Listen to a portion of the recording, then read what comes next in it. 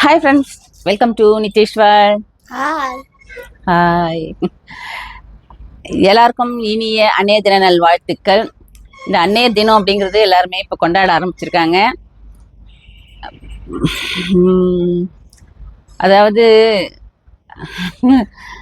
என்ன சொல்றதுன்னே தெரியல. சரி, ஓகே. இந்த பொழுதின் பெரிதுக்கும் தன் மகனை சான்றோன்னு என கேட்டத்தான்னு சொல்ற மாதிரி எல்லா மக்களும் வந்து ரொம்ப ப்ரௌடா இருப்பாங்க. தன்னுடைய குழந்தைகள் வந்து ரொம்ப பெருமையுமா ஒரு படிப்பொலி ஆகட்டும்,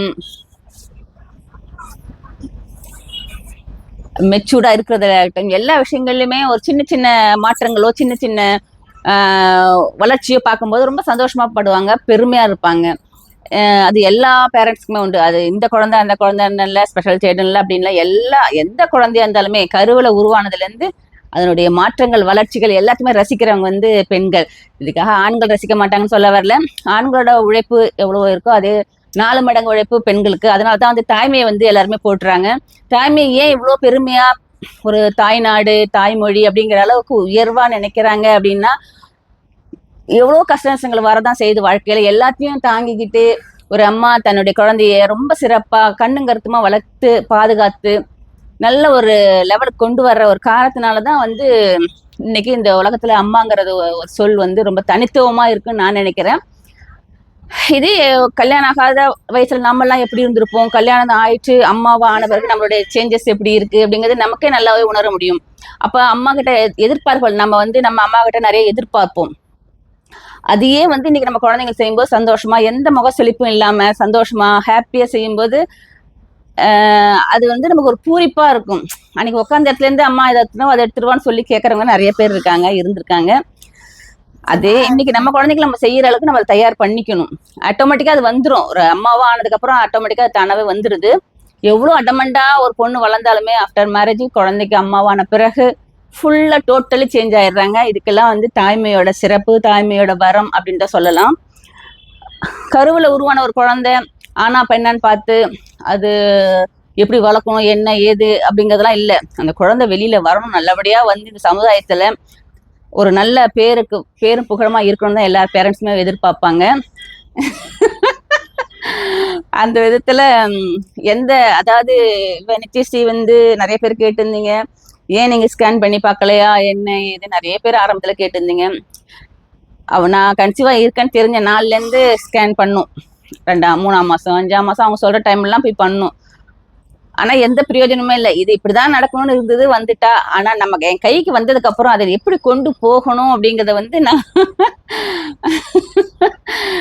அத சோர்ந்து போகாம எந்த மருத்துவ வசதிகளுமே இல்லாத ஒரு ஒரு குழந்தைன்னா இவங்க தான். அதாவது இந்த டவுன் சிண்ட்ரம் குழந்தைங்க, இவங்களுக்கு வேர்ல்டு லெவல்ல எந்த ட்ரீட்மெண்ட்டுமே கிடையாது. தூக்கமா வருதா? ஏன் தெரியலையம்மா? ஐயோ. அப்படி இருக்கிற ஒரு குழந்தைய நம்ம கிட்ட கடவுள் கொடுத்துருக்காருன்னா ஏதோ ஒரு சாதனை நம்ம செய்யணும் அப்படிங்கிறது தான். கண்ணு வலிக்குதாடா?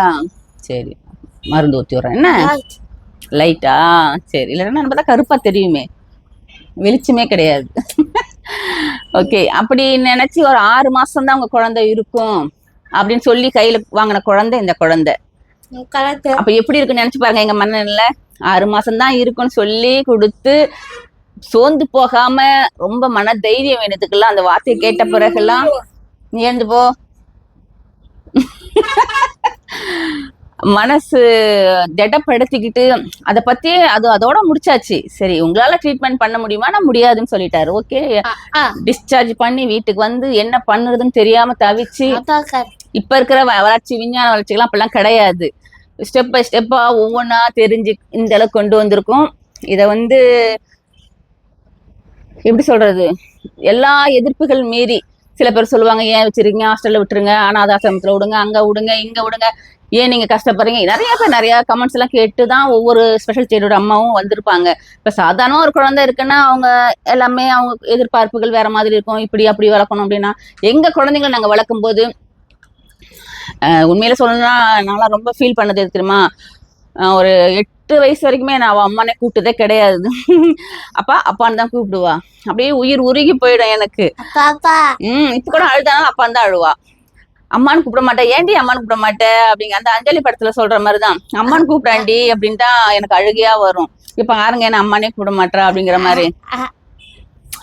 அப்படி எதுக்கு சொல்ல வரேன், அந்த வார்த்தையை வாயில இருந்து நான் கேட்கணும் அப்படிங்கிறதுக்காக ரொம்ப மெனக்கெடுவேன். ரொம்ப ரொம்ப அவளுக்காக எல்லாமே செஞ்சுட்டு தான் வந்தேன்.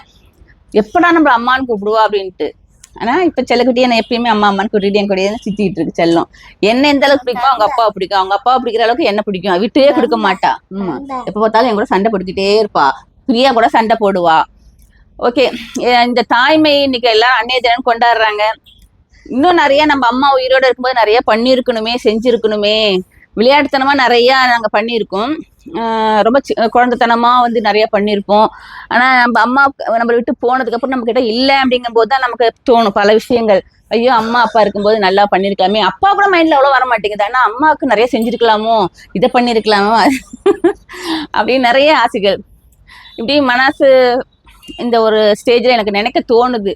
சரி, சாதனையோ இல்ல சோதனையோ எது எப்படியோ, ஒரு குழந்தைக்கு அம்மா ஆயிட்ட பிறகு எல்லா பெண்களுமே போராடித்தான் வாழ்க்கையை ஓட்டிட்டு இருக்காங்க. அம்மா பிடிக்குமா?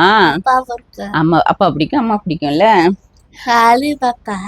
எந்த சமயத்திலுமே அதாவது தனக்கு இல்லாட்டாலும் தன் குழந்தைங்களுக்காக அப்படின்ட்டு எல்லா பேரண்ட்ஸுமே வந்து ஃபர்ஸ்ட் ஸ்டெப் எடுத்து வைப்பாங்க. அறிவு பாப்பா என்னம்மா, குழந்தைங்க எல்லாம் வந்து சில பேர் சலிப்பா பேசுவாங்க. ஐயோ எப்படா அந்த குழந்தைங்க ஸ்கூலுக்கு போகும், அப்பா வேலையை முடிச்சுட்டு அப்படியே நிம்மதியா இருப்பேன்னு சொல்லுவாங்க. எனக்கு அப்படிலாம் தோணாது. என்ன பொறுத்த வரைக்கும் நான் என்ன சொல்ல வரேன்னா, என்னோட குழந்தைங்க எப்படா திரும்ப வருவாங்க ஸ்கூல்ல இருந்து வெயிட் பண்ணிட்டு இருப்பேன். அதுக்கப்புறம் தான் எனக்குள்ள ஒரு புது எனர்ஜியா வரும். அதுக்கப்புறம் பரபரப்புன்னு எல்லா வேலையும் விடும். அது வரைக்கும் அப்படியே சோம்பேறித்தனமா தான் இருப்பேன், ஒரு வேலையா சின்ன சின்ன வேலைகளை செஞ்சுக்கிட்டு.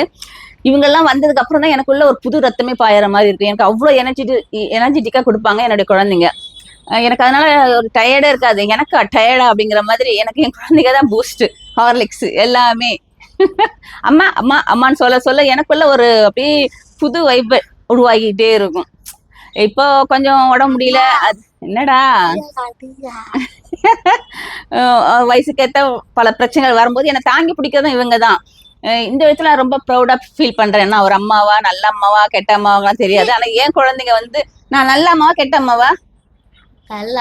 நல்ல அம்மா. எனக்கு இதை விட வேற என்ன வேணும்? அதனால சோர்ந்து அப்பா எனக்கு அம்மா மாதிரி உண்மையில நான் வந்து ரொம்ப ஃபீல் பண்ணுவேன். அம்மா இல்லையங்கிற வருத்தம் நிறைய. இவ பிறந்தப்ப இருந்தாங்க கூட, என் பையன் பிறந்தப்பவும் பிரியா பிறந்தப்பவும் இருந்தாங்க. ஆனா ஊருக்கு போயிருந்தேன். ஆனா இவ டெலிவரிக்காக அம்மா இங்க வந்தாங்க, என்ன தேடி வந்தாங்க. ஃபர்ஸ்ட் டைம் ட்ரெயின்ல வந்தாங்க. அம்மாவுடைய ஃபர்ஸ்ட் அனுபவம் எக்ஸ்பீரியன்ஸ் எல்லாமே இந்த ட்ரெயின்ல நித்யாக்காக தான்.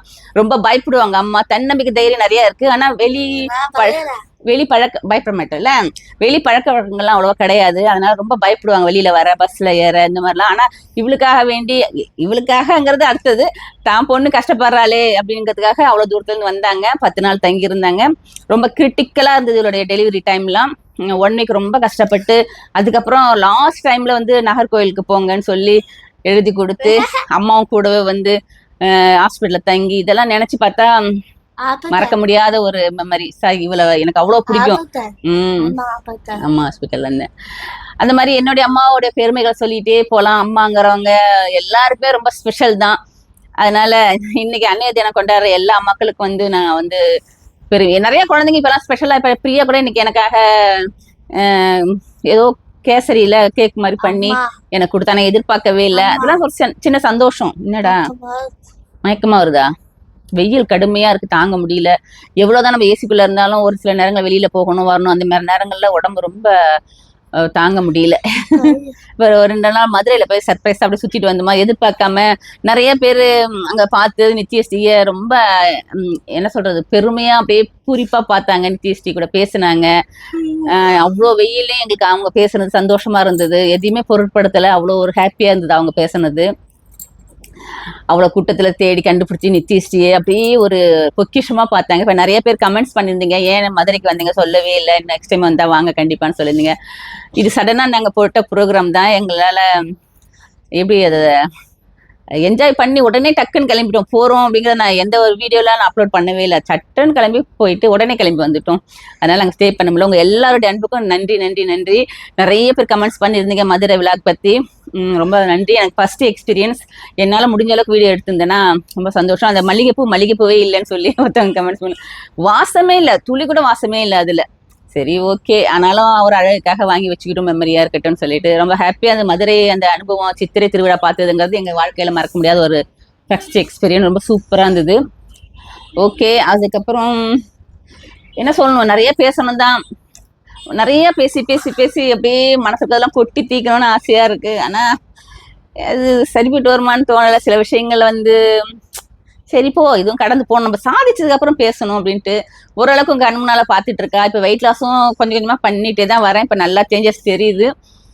இன்னும் கொஞ்சம் அதுக்கப்புறம் சாதிச்சுட்டேன்னு நான் உங்கள்கிட்ட சொல்லுவேன். ஏன்னா நிறைய பேர் கமெண்ட்ஸ் பண்ணிருந்தாங்க வெயிட் லாஸ் பத்தி தான். நிச்சயம் அது சக்சஸ் ஆயிடும் ஒரு நாள். ஏன்னா இவெல்லாம் ஒன்றும் அடிக்க முடியாது, திட்ட முடியாது, கம்பல் பண்ண முடியாது, இதை பண்ணு அது பண்ணுன்னு சொல்ல முடியாது. அதனால கொஞ்சம் பொறுமையை காக்கணும். பொறுமையை காத்து அவளுக்கு என்ன தேவை என்ன தேவையில்லைங்கிறதெல்லாம் பார்த்து கொடுத்து கொஞ்சம் இதுவாக கொண்டு வரணும். அதனால சரி ஓகே அப்படின்ட்டு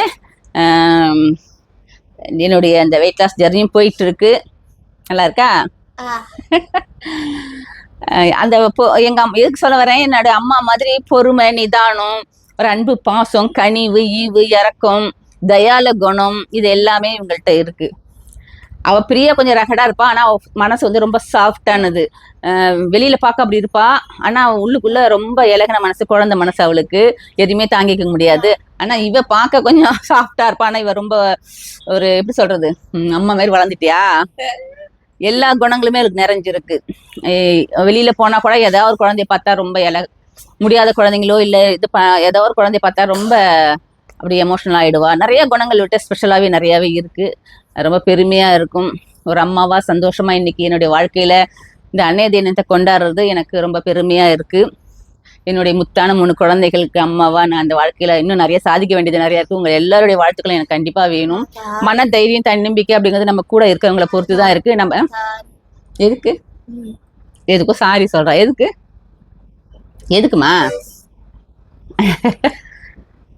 அவருக்கு நல்ல இப்ப நல்லா முன்ன விட உங்க எல்லாருக்குமே தெரியும், வீடியோ பாக்குற எல்லாருக்குமே தெரியும் எந்த அளவுக்கு அவகிட்ட சேஞ்சஸ் தெரியுது அப்படின்னு நல்லாவே உங்களுக்கு எல்லாருக்குமே தெரியும்.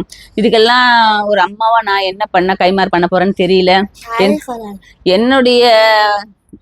எனக்கு கடவுள் கொடுத்ததை நான் சரி பண்ணி கொண்டு வர்றேன், அவ்வளவுதான். ஸ்பெஷலா நான் எதுவும் செய்ய போறது இல்லை. இருந்தாலும் உங்களோட சப்போர்ட் அப்படிங்கும் போது எனக்கு மனசுல ஒரு தைரியத்தையும் தன்னம்பிக்கையும் கொடுக்குது. சரி இன்னும் சாதிக்கணும். நம்ம அம்மாவுக்கு பிறந்த நாளா? எப்போ? இல்ல எப்போ தெரியலையா?